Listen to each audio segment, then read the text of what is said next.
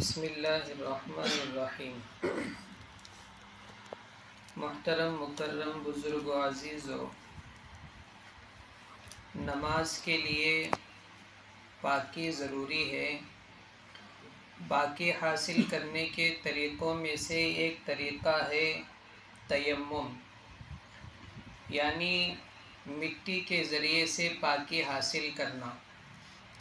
یہ سہولت صرف اور صرف اس امت کو حاصل ہوئی ہے، اس سے پہلے کسی امت کو اللہ نے یہ سہولت عطا نہیں کی تھی۔ حضرت حذیفہ رضی اللہ تعالیٰ عنہ روایت فرماتے ہیں، رسول اللہ صلی اللہ علیہ وسلم نے ارشاد فرمایا، 3 چیزوں کے ذریعے سے اس امت کو فضیلت عطا کی گئی ہے۔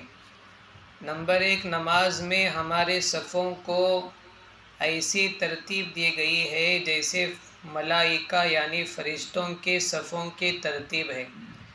نمبر 2، دوسری خصوصیت یہ ہے کہ اس امت کے لیے اس دنیا کی ساری زمین کو مسجد بنا دیا ہے، یعنی یہ کہیں بھی پاکیزہ زمین پر نماز پڑھ سکتے ہیں۔ تیسری خصوصیت یہ ہے کہ جب کوئی مومن وضو یا غسل کے لیے پانی نہ پائے تو زمین کی اس پاکیزہ مٹی کو اس شخص کے لیے پاک کرنے والا بھی بنا دیا ہے۔ تو یہ اس امت کی خصوصیت ہے۔ یہ حکم نازل کب ہوا؟ 5 ہجری میں نازل ہوا۔ اس کا کچھ واقعہ ہے۔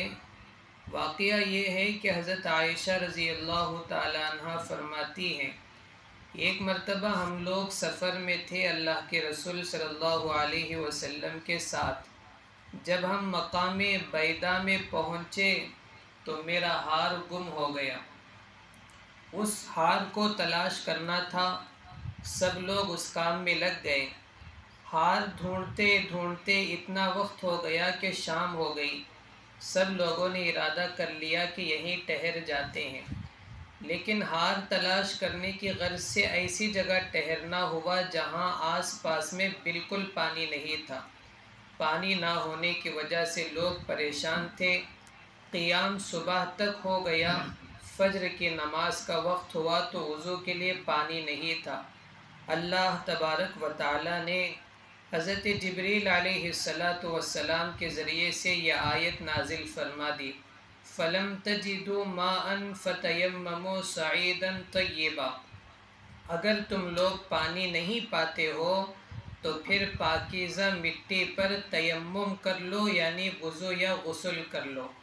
تو اس موقع پر اس امت کے لیے یہ سہولت والا حکم بیان کیا گیا ہے۔ تیمم کون کر سکتا ہے، کب کر سکتا ہے؟ تیمم وہ شخص کر سکتا ہے جو شہر سے باہر ہے، سفر میں ہے اور اس کے ارد گرد 1.25 کلومیٹر کے اندر کہیں پانی نہیں ہے۔ 1.25 کلومیٹر کے اندر اپنے پاس بھی نہیں ہے یا کوئی اور بھی پانی والا نہیں ہے جس کے پاس سے پانی لے سکے، ایسا آدمی یہ شمار کیا جائے گا کہ اس کے پاس پانی بالکل نہیں ہے، یہ تیمم کر سکتا ہے۔ نمبر 2، وہ شخص جس کے پاس پانی تو ہے لیکن ٹھنڈی اتنی زیادہ ہے یا اس کی کمزوری اتنی زیادہ ہے، اگر وہ پانی استعمال کرے گا تو بیمار ہو سکتا ہے، یا پہلے سے بیمار ہے تو بیماری بڑھ سکتی ہے، یہ آدمی بھی پانی کے بجائے مٹی سے پاکی حاصل کر سکتا ہے۔ نمبر 3، کسی کا غسل ٹوٹا ہوا ہے، نماز بھی پڑھنا ہے پاکی حاصل کر کے، لیکن ٹھنڈی اتنی زیادہ ہے یا اس کی حالت اتنی خطرناک ہے، اگر وہ پانی استعمال کر کے غسل کرے گا تو ممکن ہے کہ اس کا کوئی عضو بیکار ہو جائے یا پھر وہ مر جائے، تو پھر ایسی حالت میں اس کے لیے سہولت ہے کہ وہ پانی کے بجائے مٹی سے پاکی حاصل کر سکے، کر لے۔ نمبر 4، پانی موجود ہے لیکن ایسی نماز چھوٹنے کا اندیشہ ہے جس کی قضا نہیں ہے، جیسے نماز جنازہ کی قضا نہیں ہے، عید کی نماز کی قضا نہیں ہے، नमाज जनाजा बिल्कुल खड़ी होने वाली है, उस वक्त मैं हाजिर हुआ, वहाँ नीयत पढ़ी जा रही थी। अब अगर मैं वज़ू करता बैठूं तो नमाज पूरी हो जाएगी, बाद में पढ़ने के लिए उसकी क़ज़ा नहीं है, तो इजाज़त है कि फ़ौरन तयम्मुम कर लो, नमाज में शामिल हो जाओ। इसी तरह ईद की नमाज के लिए मैं तब आया जब इमाम ने नमाज शुरू कर दी थी या नमाज बिल्कुल ख़त्म के करीब है। अब अगर मैं वज़ू करते बैठूं तो फिर नमाज हो जाएगी, दोबारा पढ़ने के लिए क़ज़ा नहीं है, लिहाजा जल्दी से तयम्मुम कर लो, नमाज में शामिल हो जाओ। ये 4 शक्लें हैं जिन सूरतों में आदमी मिट्टी से पाकी हासिल कर सकता है। अब ये पाकी कैसे हासिल करना है, उसका तरीक़ा ये है कि सबसे पहले पाक होने की नीयत कर ले या नमाज पढ़ने की नीयत कर ले। नंबर 2, मिट्टी पर उंगलियों को खुली रखकर इस तरह हाथ मारे, इन हाथों को झटक ले ताकि इसमें कंकरियाँ लगी हुई है तो वो गिर जाए। इतने भी ज़ोर से ना झटके कि पूरी मिट्टी ही नीचे अलग हो जाए, आहिस्ता से झटक ले कि कंकरियाँ अलग हो जाए।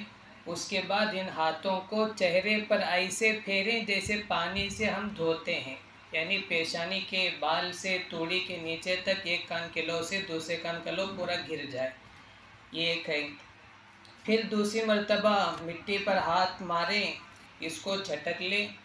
अब दोनों हाथों का मसा करना है। सबसे पहले सीधे हाथ का मसा करें। कैसे करें? इस हाथ से करें, बाएं हाथ से। इस तरह शुरू करना है पीछे के हिस्से से, यहाँ से इसको मसा करते करते करते कोहनियों तक आ जाए।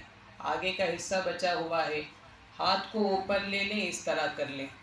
ये अंगूठा बचा हुआ है, उसको इस तरह फेर लें। इस हाथ का मसा हो गया।